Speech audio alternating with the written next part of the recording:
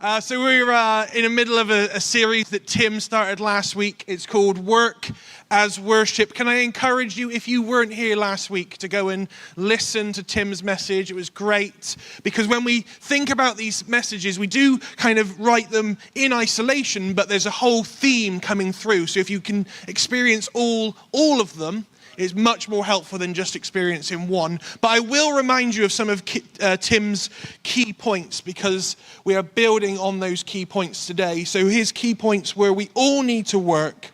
God is a working God. Work has always been part of God's plan for mankind. Work comes in different forms, different contexts, and at different times. We're not just talking about work as in a job today. We're talking about everything that you do, whether you're a parent, whether you're retired, whether you're a student. All of those things are work. Everyone works in God's kingdom, and you, most importantly, are more than your work. That was such a good message last week. As I encourage you to watch that. Do you know, I remember a period of my life just after I got married. So this would have been around 2012, correct, 2012. And at the time I was working as a bank manager in a well-known bank. I won't say its name in case it gets flagged and I get told off. I was a bank manager, so I worked full-time there. I was also at a church, and I was the voluntary youth pastor at the church, and I was on the senior leadership team of the church. And I think at the time as well, I was probably a trustee or a director of the charity of the church, so I had loads going on. And I talked about it a lot, and talked about the different things that I had going on, mainly to Claire. And I remembered a distinct moment where we were probably I think we were driving to Weston-super-Mare or to Weymouth, because Claire loves the beach. And as was custom, I was probably talking about youth, or I was talking about church, or I was talking about my job, and I was, just talking about all those things. And Claire, some of you know Claire, some of you don't, but let me just describe: she's so loving, so caring, really pastoral, just an amazing, amazing human being. And I remember her distinctly turning to me and going, "Do you ever just shut up about this stuff?" And I remember it distinctly because it was eye-opening to no, that's all I talked about. That's all my brain ever was switched on to. And the irony is, Work as Worship is this series title, but we could also be doing a message on this as well: work as an idol.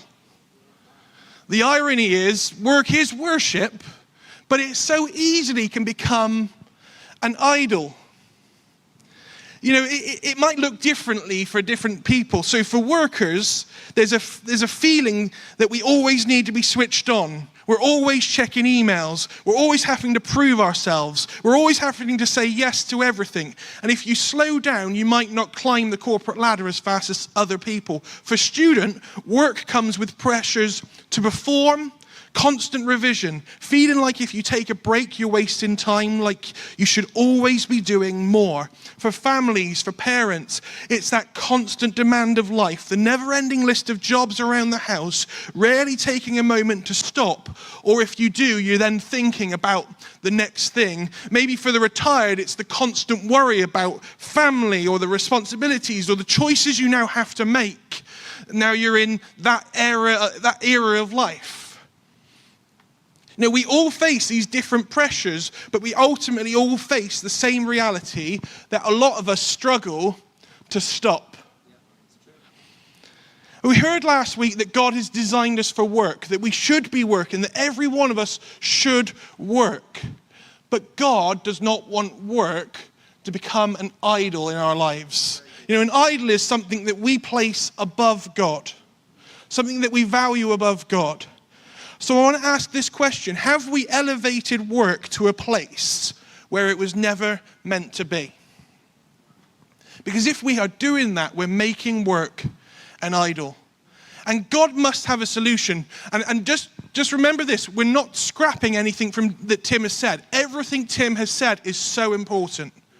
But God has designed a way for us to work that is just so amazing. And we're going to explore that today. And here, I always like to just leave you with one thing. If there's one thing I want you to remember, it's this next point. So the thing that you're going to discuss at lunch today will be this one thing. The thing you discuss after this service is finished will be this one thing. And it is this. Sabbath is how we remind ourselves that God is God and we are not. Sabbath is how we remind ourselves that God is God and we are not. We're going to take the rest of this message to unpack what that statement means. Because some of you are sat there going, what on earth is that word? I've never heard that word before in my life. Some of you have heard that word and you're like, yeah, I've heard that word and I'm so confused by it. I don't really get it. Is it a rule I have to follow? Is it not? And so we're going to unpack it now for the rest of this message to really help us understand how Sabbath is God's gift to us. So what is Sabbath? Why is it important? And how do we live it out? Those are the three questions we're going to answer, and you'll be able to explain by the end of this message. Is that okay? Awesome. I love you to respond. If you like something, say that's good. If you hate something, stay quiet. That would be awesome. So the word Sabbath comes from the Hebrew word Shabbat. Everybody say Shabbat.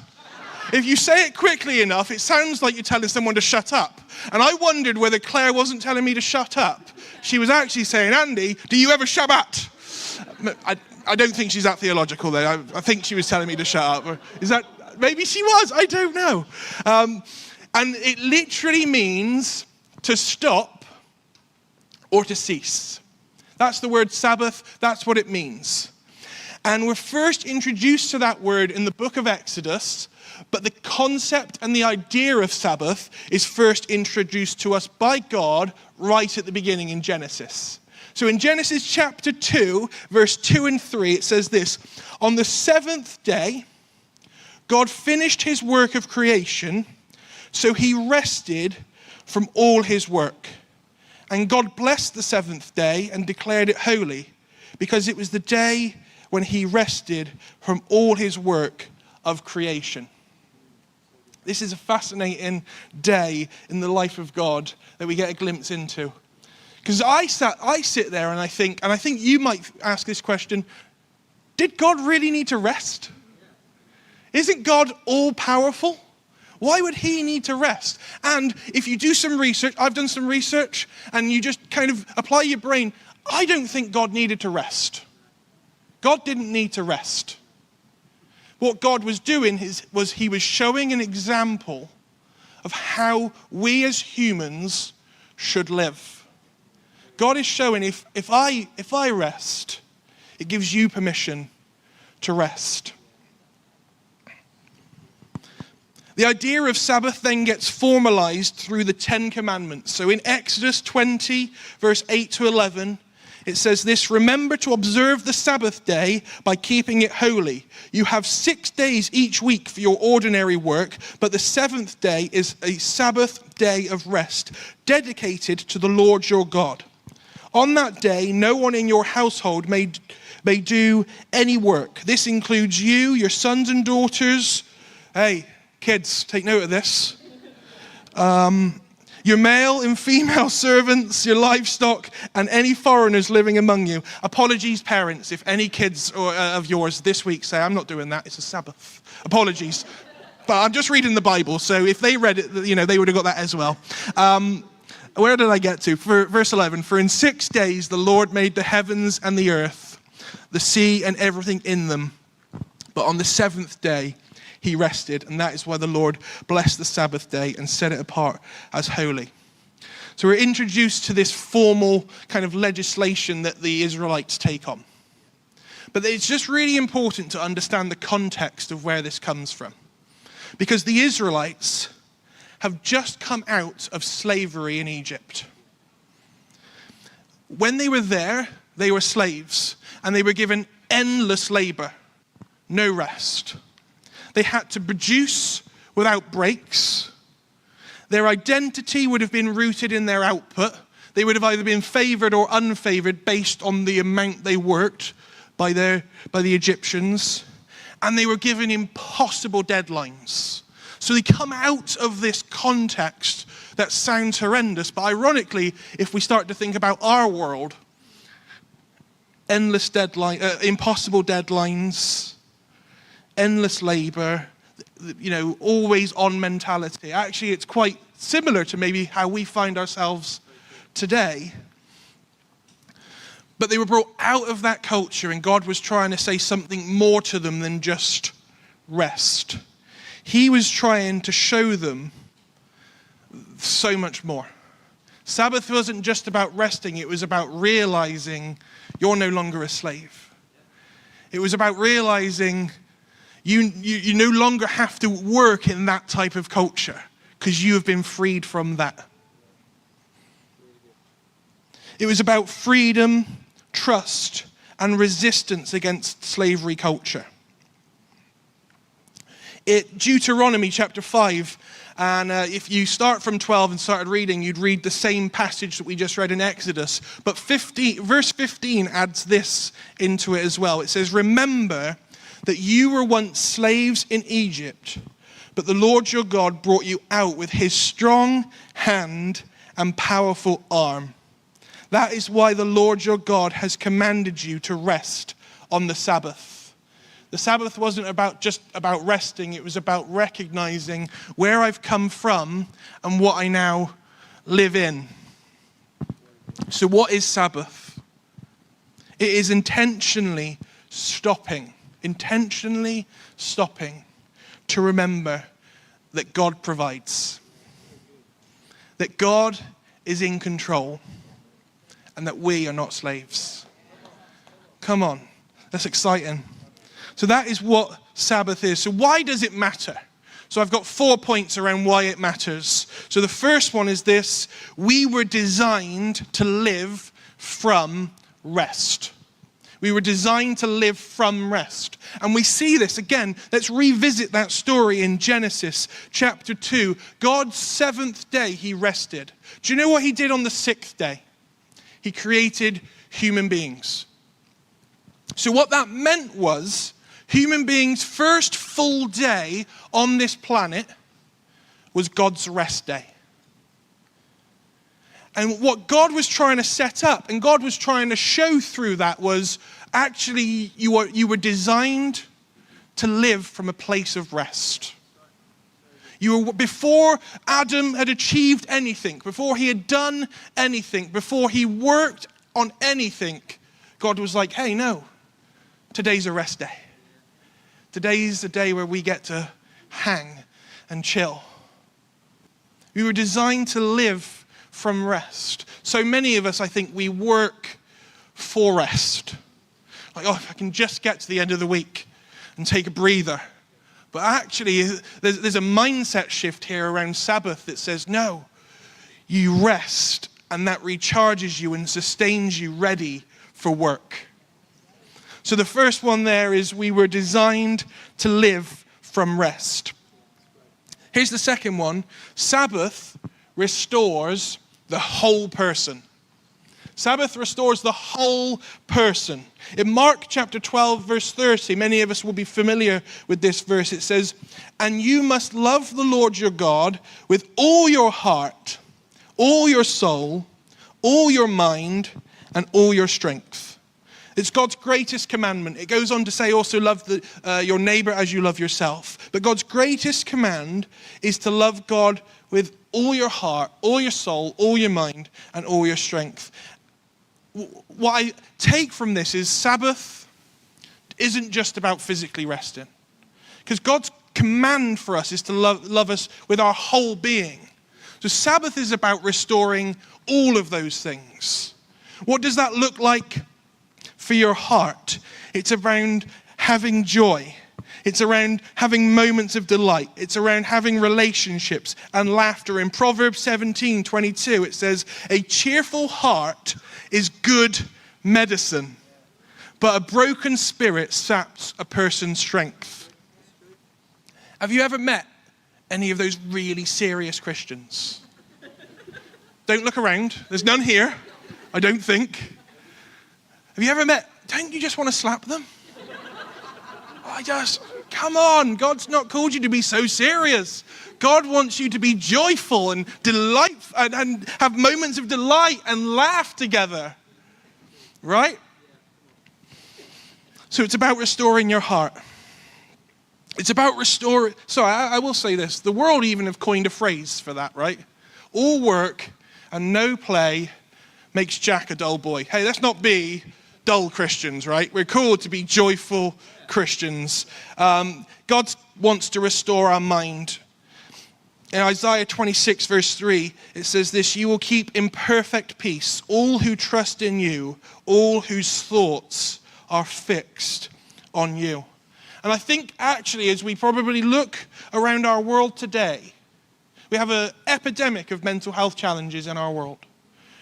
The ability to switch off your mind and rest your mind is probably one of our biggest challenges. That's the area, really, when that conversation with Claire wasn't me doing work. It was doing work in my mind. I couldn't switch off my mind just to rest.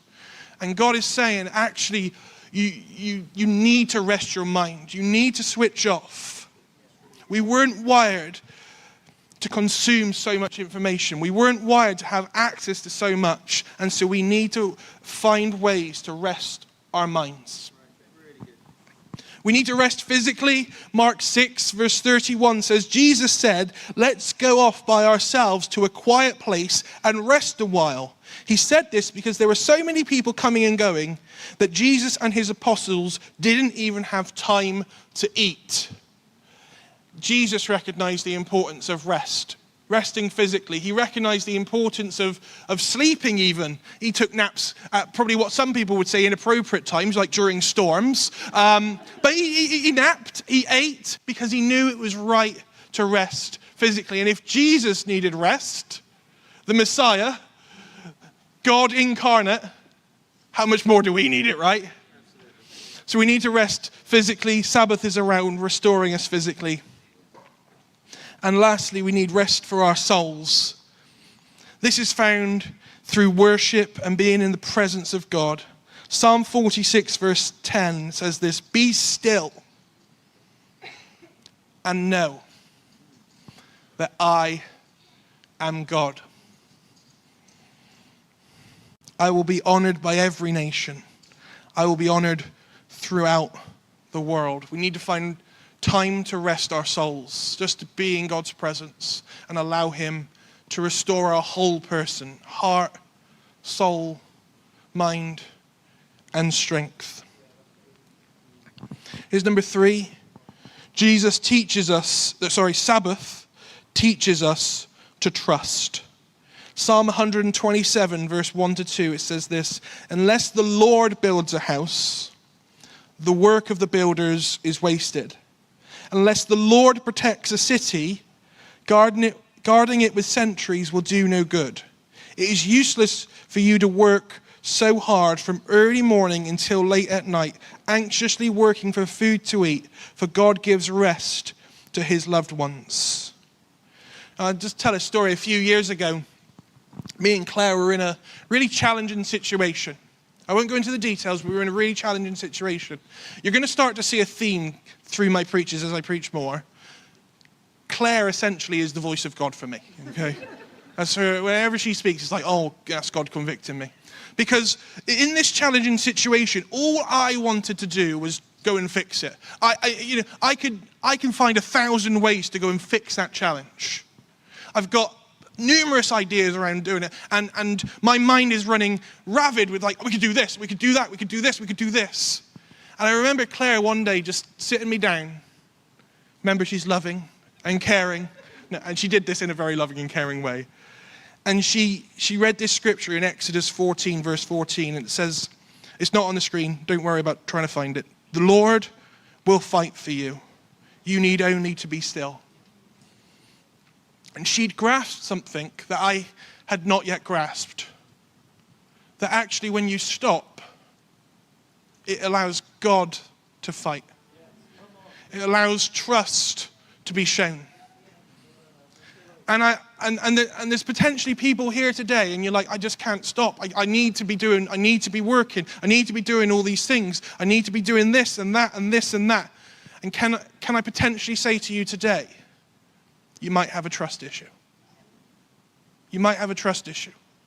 Because that inability to stop, essentially what you're saying is, I am God.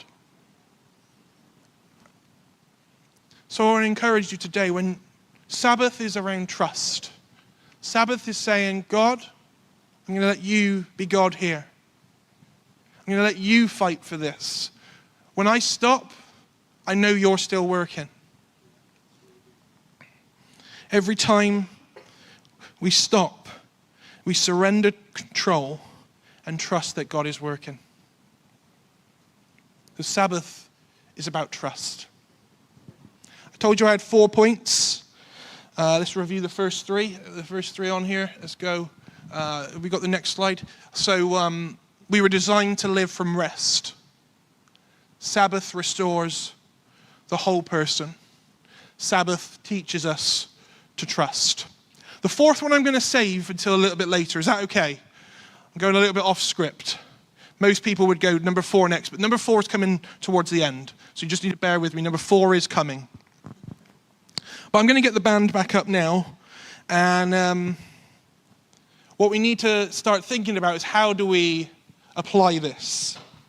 How do we apply Sabbath principles to our lives?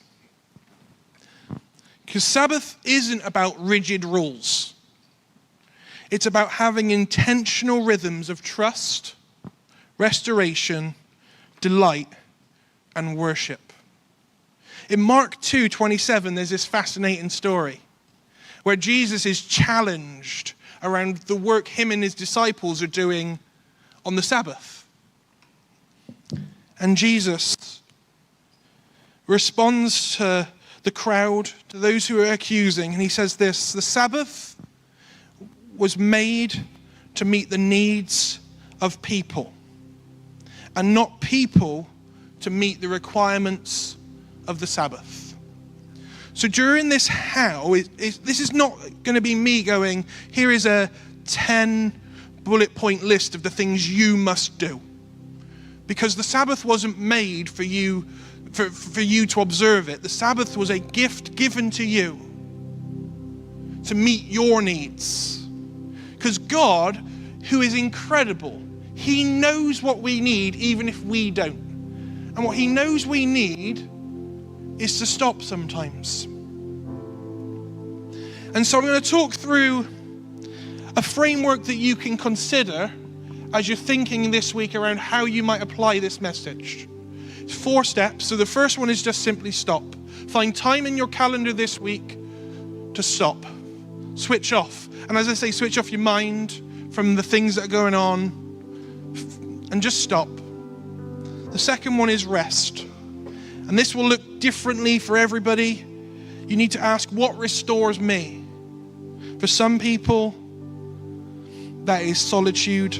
Some people, that's meals with friends or close loved ones. Some people, that's being with family intentionally and doing things with your family. Some people, it's around creativity and expressing yourself through music or art and just taking that moment to express creatively and finding that sustenance. Some people, it's going on walks. Whatever it is, find an opportunity to do that. The third one is then delight in that. Or be around people who bring you joy. Be with people who make you laugh. Maybe go and enjoy creation. And lastly, worship. Find time to express gratitude, be in God's presence, trust him, sing, pray. All those things are awesome things you could do whilst finding moments of Sabbath for you. We could talk about the fact, it was a day for the Israelites, and you go and you do some research on this and you find people's blogs. They're fascinating, different people, how they do it with their families. You can go and read and be inspired by that. I can't tell you what that looks like for you, because you need to make those decisions. You need to find what works for you and your calendar and your diary, your family and your commitments, because God's not telling you to stop doing everything. Please don't hear that. Because like last week, we're all called to work. We're all called to work in a rhythm that says it comes from rest. Some of you have come into this place today as well, and you're like, hey, Andy, I'm beyond this. I'm actually at the point of burnout. I'm actually at the point where I can't focus. I'm at the point where I'm struggling. And there's this incredible verse in Matthew. It's Jesus talking. In Matthew 11, if you're in that place today, I want you to hear these words. Jesus says, "Come to me, all of you who are weary and carry heavy burdens, and I will give you rest. Take my yoke upon you. Let me teach you, because I am humble and gentle at heart, and you will find rest for your souls." So if you're in that place, you're like, hey, I feel it. Like the word the Bible uses there is the word weary. We might use the word burnt out. If you're in that place today, Jesus is saying, I've got a special kind of rest for you. Some of us here, we need to make some intentional decisions around our calendar. But for others in this place today, there's going to be a moment where Jesus is going to say, come. And we're going to invite you down, and we want to pray for you that you receive that rest that Jesus promises you. So we're going to do that now. We're going to create this space down at the front, and we're going to worship in a few moments. I will tell you, I haven't finished. So we're going to do this now, and then I'm going to come up and actually finish this message. But this feels like the best place to do this, okay? So I'm going to give you 3 opportunities to respond. The first one is, actually, maybe you're saying, yeah, I do need to probably stop. I do need to look at my diary. I need to do something practical this week. And I'm going to ask you to come out the front. And that's not going to magically make your diary disappear.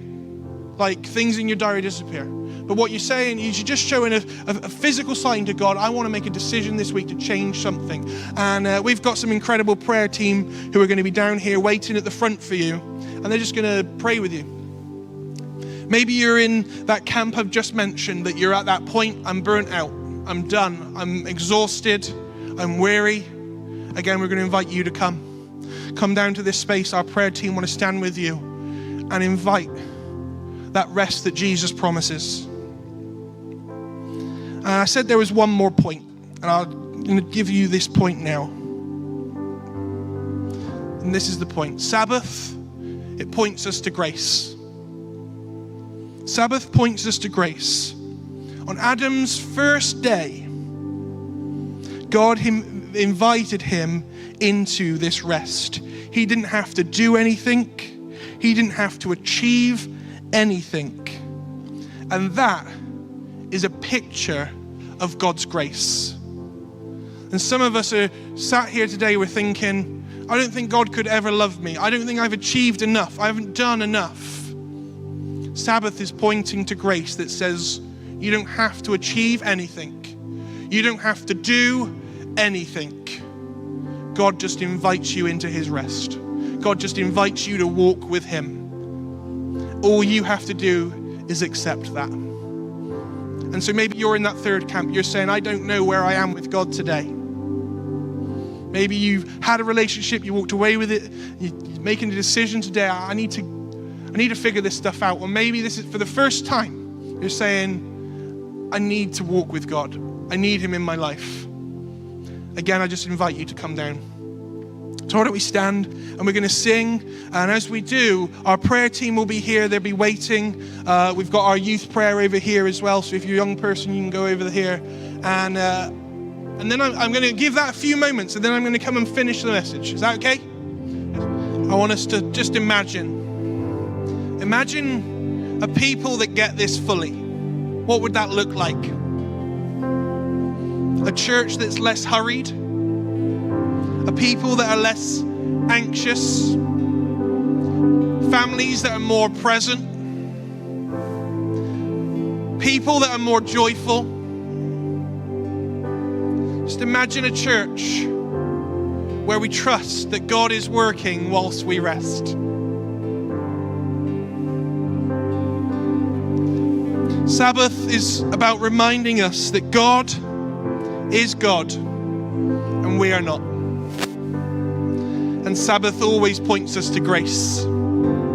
Thank you, God, for your grace. In Adam's first day, he achieved nothing. He'd done nothing. But God invited him to rest. How grateful are we for that type of God today? We don't have to achieve anything. We don't have to do anything. But he invites us to rest with him. Amen.